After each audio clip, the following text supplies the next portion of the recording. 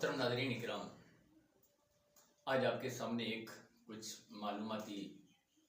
چیز بیان کرنے والا ہوں۔ قرآن پاک میں اللہ رب العزت نے ایک واقعہ کا تذکرہ فرمایا ہے، پارہ نمبر 15 سورۃ الکہف کے اندر، جس میں اللہ رب العزت ارشاد فرماتا ہے: بسم اللہ الرحمن الرحیم، ام حسبت ان اصحاب الکہف والرقیم کانوا من آیاتنا عجبا۔ کیا تمہیں معلوم ہے کہ غار والے اور جنگل کے کنارے والے ہماری نشانیوں میں سے ایک عجیب نشانی تھی؟ یہ ایک بڑا واقعہ ہے، اس کو مختصر کر کے عرض کرنے کی کوشش کرتا ہوں کہ شہر افسوس میں ایک بادشاہ رہتا تھا جس کا نام دقیانوس تھا، اور یہ اصحاب کہف، یعنی کہف کہتے ہیں غار کو، غار والے مشہور ہو گئے، غار والے یہ اصحاب کہتے ہیں، یہ چند لوگ، کچھ ساتھی۔ تو یہ لوگ دربار کے معزز ترین لوگوں میں سے ان کا شمار ہوتا تھا، شرفاء میں سے ان کا شمار ہوتا تھا، معزز درباریوں میں ان کا شمار ہوتا تھا۔ لیکن دراصل جو بادشاہ دقیانوس تھا، اس علاقے کا بادشاہ تھا، وہ ظاہری طور پر وہ ایمان پہ نہیں تھا، غیر مذہب تھا، بد مذہب تھا۔ تو انہوں نے بت پرستی کو رواج دے رکھا تھا، بت پرستی عام تھی، لیکن یہ لوگ ایمان پہ ڈٹے ہوئے تھے اور اللہ پر یقین رکھنے والے تھے، اور اس وقت کے نبی پر ایمان رکھنے والے تھے۔ لیکن پھر دقیانوس نے ان پر تھوڑے سختی کرنا شروع کر دی، ظلم و ستم کرنا شروع کر دیا۔ تب یہ لوگ ان کے ظلم اور جبر سے بچنے کے لیے انہوں نے وہاں سے کوچ کرنے کا ارادہ کیا، اور یہ لوگ وہاں سے روانہ ہوئے اپنے ایمان کو بچانے کے لیے کہ اس شہر افسوس سے نکل جائیں تاکہ اپنے ایمان کی حفاظت کر سکیں۔ لیکن قدرت کو یہ منظور نہیں تھا کہ یہ اس علاقے سے نکل کر کہیں دور جائیں۔ یہ لوگ گھر سے نکلے تو ایک ان کا چرواہا تھا، وہ بھی ساتھ ہو لیا، اور ایک ان کا کتا بھی تھا، وہ بھی ساتھ ہو لیا، جس کو قرآن پاک میں نے ارشاد فرمایا: بسم اللہ الرحمن الرحیم، سیقولون ثلاثۃ رابعهم کلبهم ویقولون خمسۃ سادسهم کلبهم رجما بالغیب ویقولون سبعۃ وثامنهم کلبهم قل ربی اعلم بعدتهم ما یعلمهم الا قلیل۔ یہ چند لوگ تھے جو وہاں سے روانہ ہوئے۔ اب لوگوں نے اس کی تعداد کے بارے میں آپس میں بحث و مباحثہ شروع کر دیا کہ یہ کتنے لوگ تھے۔ بعض نے کہا یہ 3 لوگ تھے، چوتھا ان کا کتا تھا، اور بعض نے کہا یہ 5 لوگ تھے، چھٹا ان کا کتا تھا، بعض نے کہا یہ 7 لوگ تھے، 8واں ان کا کتا تھا۔ اور یہ لوگ، اللہ نے فرمایا آپ کیوں اس کی بحث میں پڑتے ہو، وہ کتنے لوگ تھے، بس یہ نشانی دیکھو کہ جو ہم نے اس وقت کے بادشاہ پر ہم نے ظاہر کی، آپ بحث نہ کرو۔ قل ربی اعلم بعدتهم ما یعلمهم الا قلیل، اس کی تعداد کے بارے میں رب بہتر جانتا ہوں، تم اس کی بحث میں نہ پڑھو، اس لیے میں بھی اس کی بحث میں نہیں پڑھوں گا۔ لیکن ہاں، آپ کو ایک آخری چیز بیان کرتا چلو۔ حضرت عبداللہ بن عباس رضی اللہ تعالی عنہ فرماتے ہیں، جس کے مفہوم ہے کہ میں ان کی تعداد کو، جو کم لوگ ان کی تعداد کو جانتے ہیں وہ کتنا تھے، ان میں سے ایک میں بھی ہوں، اور آپ نے فرمایا ان کی تعداد 7 تھی، یعنی 7 یہ تھے اور 8واں ان کا کتا تھا، اور 7 میں بھی 6 وہ شرفاء اس علاقے کے تھے، اور ایک ان کا خادم تھا، بکریاں چرانے والا چرواہا تھا ان کا، جو ان کے ساتھ ہو لیا۔ چنانچہ یہ لوگ اس ریاست سے نکلنے کی کوشش کرتے رہے، حتیٰ کہ چلتے چلتے یہ ایک جگہ پر تھک کے بیٹھ گئے۔ انہوں نے کہا اب کیا کریں بھئی، شام ہونے والی ہے۔ انہوں نے کہا کہ بھئی ایسا کرو، جا کر فلاں غار میں پناہ لیتے ہیں۔ انہوں نے ایک غار کو دیکھا اور اس میں تشریف لے گئے، اس میں چلے گئے، گھس گئے اور جا کر وہاں لیٹ گئے۔ اب ہوا یہ کہ بادشاہ دقیانوس نے ان کی کھوج میں لوگوں کو روانہ کیا، پتہ چلا وہ فلاں غار میں سو رہے ہیں۔ انہوں نے کیا کیا، اس غار کے منہ پر ایک دیوار چنوا دی، دیوار تعمیر کروا دی، اور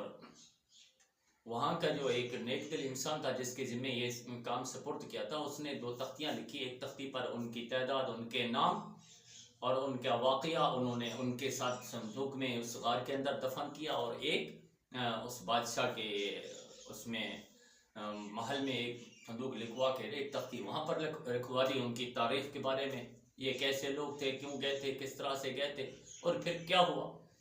چنانچہ وہ لوگ اصحاب کہف یعنی غار والے وہ جا کر غار میں سو جاتے ہیں، آرام کرتے ہیں، اور 1 دن 2 دن 3 دن نہیں بلکہ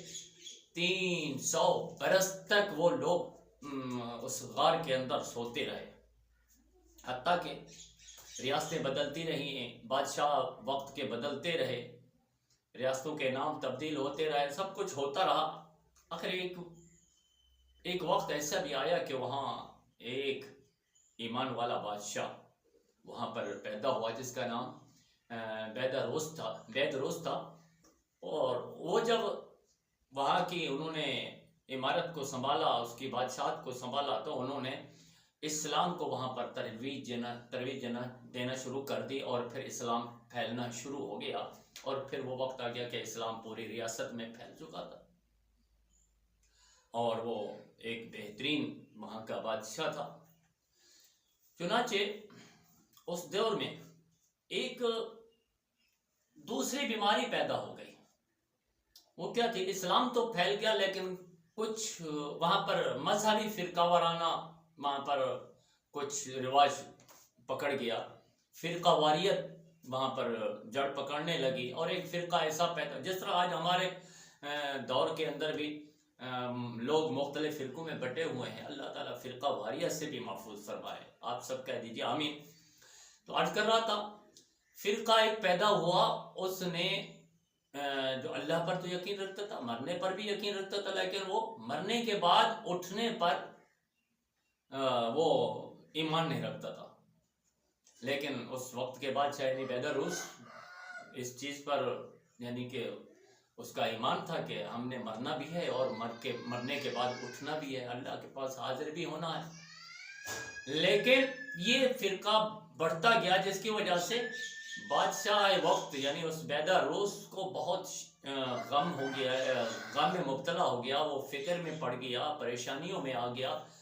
اور پھر اللہ رب العزت کی بارگاہ میں ہر وقت دعا کرتا رہتا، یا اللہ عز و جل کوئی ان کے لیے ایسی نشانی بھیج کہ لوگوں کو اس کے اوپر یقین ہو جائے کہ مرنے کے بعد اٹھنا بھی ہے۔ اگر اے اللہ تم نے ایسی کوئی نشانی نہیں بھیجی تو لوگ انکاری ہو جائیں گے کہ مرنے بس جو زندگی ہے یہ گزار لو، مرنا ہے، مرنے کے بعد اٹھنا نہیں ہے، کیونکہ لوگ تو ان کے سامنے مر بھی رہے تھے، مرنے کے بعد اٹھنا نہیں۔ اور وہ بار بار اللہ رب العزت کی بارگاہ میں دست دعا رہتا، ہر وقت اسی فکر و فاقہ میں فکر اس کو لاحق رہتی، پریشانی اسے لگی رہتی، اور بار بار دعا کرتے یا اللہ عز و جل کوئی نشانی دے کہ لوگوں کا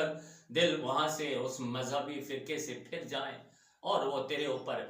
پختہ یقین رکھنے والے بن جائیں، مرنے کے اوپر بھی یقین ہو، مرنے کے بعد والبعث بعد الموت، موت کے بعد اٹھنے پر بھی انہیں یقین ہونا چاہیے۔ چنانچہ اللہ رب العزت نے اس نشانی کا بندوبست کیا۔ ہوا یوں کہ ایک چرواہا بکریاں چراتا ہوا اسی گھاٹی کے اندر، اسی پہاڑ کے دامن میں چلا گیا، اس نے دیکھا سامنے دیوار چنی ہوئی اور پیچھے غار کا کچھ حصہ نظر آ رہا تھا، معمولی سا اس نے اندازہ لگایا کہ پیچھے غار ہے۔ اس نے کہا یہ میرے بکریوں کے چھپانے کی بہترین جگہ ہے، اس کو میں یہاں سے غار کے اندر بکریوں کو بند کر دوں گا، صبح اس کو نکال کے یہاں جنگل میں چراتا رہوں گا، تو اس کے لیے یہ میرے جنگلی درندوں سے، بھیڑیوں سے بچانے کے لیے یہ میرے لیے بہترین جگہ ہے۔ اور چنانچہ اس نے دیوار کو گرانا شروع کر دیا، دیوار کے اندر سوراخ ڈالنا شروع کر دیا۔ جو ہی دیوار کے اندر سوراخ پیدا ہو گیا تو وہ دیکھ کر مبہوت رہ گیا، حیران رہ گیا، بلکہ ڈر گیا اس بات سے کہ دیوار کے پیچھے کچھ لوگ سو رہے تھے، آرام کر رہے تھے۔ اس بات سے وہ ڈر کے بھاگا، اور وہ ان لوگوں پر جب باہر کی روشنی پڑی جو اندر سو رہے تھے تو وہ اٹھ بیٹھے اس روشنی میں، انہوں نے ایک دوسرے کو اٹھایا، بھائی نماز کا ٹائم ہو گیا ہے، وہ ظہر کا وقت تھا یا عصر کا وقت تھا، انہوں نے کہا نماز ادا کریں، نماز ادا کی، پھر انہوں نے کہا یار اب بھوک ستا رہی ہے، اب ایسا کرو کہ ایک کو بازار بھیجیں۔ چنانچہ ایک کا انتخاب کیا گیا، بڑے نے کسی چھوٹے کا انتخاب کیا کہ جاؤ بازار سے کھانا لے کر آؤ، بھوک لگی ہوئی ہے تاکہ ہم کھانا کھا لیں، پھر آگے کا سفر کرتے ہیں۔ چنانچہ ان میں سے ایک بازار چلا جاتا ہے، اور پھر بازار جب پہنچتا ہے تو وہاں کی تبدیلیوں کے دیکھ کر حیران رہ جاتا ہے کہ کل تو ہم گئے ہیں اور آج ایسی تبدیلیاں۔ اور پھر وہ ایک ہوٹل پر جا کر نان بھائی کو پیسے دیتا ہے کہ مجھے روٹیاں بنا کر دے۔ اس نے روٹیاں بنا کر دیں، اور پیسے جب اس کی ادائیگی کی تو وہ دیکھ کر حیران رہ گیا کہ یہ تو بہت پرانا سکہ دے رہا ہے، کئی 100 سال پرانا۔ اس نے کہا شاید یہ شخص، اس کے ہاتھ کوئی پرانا خزانہ اس کے ہاتھ لگ گیا ہے۔ چنانچہ اس نے حکومت وقت کو اطلاع دی کہ ایسا شخص ہے، اس کے پاس بہت پرانا سکہ موجود ہے، پرانے وقت کا اس کے پاس، اس سے لگتا ہے کہ اس کے پاس کوئی خزانہ ہے اور وہ بتانا نہیں چاہتا۔ چنانچہ حکومت وقت کے لوگ بھی آ گئے، اس کو پکڑ لیا، اس سے حال احوال پوچھا۔ اس نے پوچھا بھائی کیوں آپ مجھے پکڑنا چاہتے ہو؟ جب ان سے پکڑا کہ تم بتا خزانہ کہاں ہے، تو انہوں نے کہا بھی کون سا خزانہ؟ انہوں نے کہا یہ تمہارے پاس پرانا سکہ۔ انہوں نے کہا پرانا سکہ کب ہے؟ کل تو ہم یہاں سے جا رہے ہیں، رات کو وہاں پر آرام کیا، اور آج میں یہاں سے روٹی خریدنے کے لیے آیا ہوں، تم کہتے ہو پرانا؟ ایک رات کے اندر یہ کیسے پرانا ہو گیا؟ انہوں نے کہا تم دقیانوس کا حال بتاؤ، اس بادشاہ وقت کا حال بتاؤ، میں دیکھ رہا ہوں کہ یہاں پر اسلام پھیل چکا ہے، کیا وہ تبدیل ہو گیا؟ تو جب یہ باتیں اس نے کی تو وہ حکومت وقت کے لوگ حیران ہو کر رہ گئے۔ انہوں نے کہا ایسا نام تو نہیں سنا، ہاں کبھی تاریخ میں پڑھا تھا کہ کئی 100 سال پرانا ایک ظالم جابر بادشاہ یہاں پر آیا اور اس نے لوگوں پر بہت ظلم کیا تھا، سنا تو تھا، لیکن اب تو بادشاہ اور ہے۔ انہوں نے کہا بھائی تم دقیانوس کے وقت کے ہو؟ انہوں نے کہا ہاں، لیکن تم تو جوان ہو۔ انہوں نے کہا بھائی کل تو ہم جا رہے ہیں، تو میں بوڑھا کیسے ہو سکتا ہوں دن میں؟ لوگ عجیب ششو پنج میں آ گئے۔ انہوں نے کہا میرے ساتھی بھی وہاں آرام کر رہے ہیں۔ تو اس بات کی خبر بادشاہ کو بھی دی گئی، اور کچھ لوگ حکومت کے اراکین بھی وہاں پر اس غار کی طرف چل پڑے کہ دیکھیں جائیں، تو وہاں دیکھا واقعی وہ آدمی، وہ اصحاب کہف والا آدمی سچ کہہ رہا تھا، ان کے ساتھی بھی غار میں موجود تھے، اور وہ لوگ بھی باہر۔ جب پہلے تو انہوں نے وہ بھی ڈر کے اندر چھپ گئے اور توبہ استغفار میں لگ گئے کہ شاید حکومت وقت کو ہمارا پتہ چل گیا، اب دقیانوس ہمیں پکڑوائے گا، ہمارے اوپر ظلم جبر کے پہاڑ توڑے گا، تشدد کے پہاڑ توڑے گا۔ لیکن ان کو باہر بلایا گیا، جب باہر آئے تو بادشاہ وقت نے ان سب کو گلے لگا لیا، ان سے معانقہ کیا، اور پھر ان سے حال احوال پوچھا، تو انہوں نے اس بادشاہ وقت یعنی دقیانوس کے حال ان کے اوپر بیان کیا۔ اور جب یہ سنا کہ یہ دقیانوس کے وقت کے لوگ ہیں، یہ یہاں 300 سال تک سوتے رہے ہیں، تو بادشاہ بھی اور ان کی جماعت والے سارے کے سارے اللہ کی بارگاہ میں سجدہ ریز ہو گئے۔ آج ان کے سامنے حقیقت واضح ہو چکی تھی، اور انہیں آج یقین ہو چکا تھا، بادشاہ کو بھی وہ یقین ہو چکا تھا کہ میں نے جتنی دعائیں اللہ سے مانگی ہیں، اللہ نے میری دعا آج قبول فرما لی۔ میرے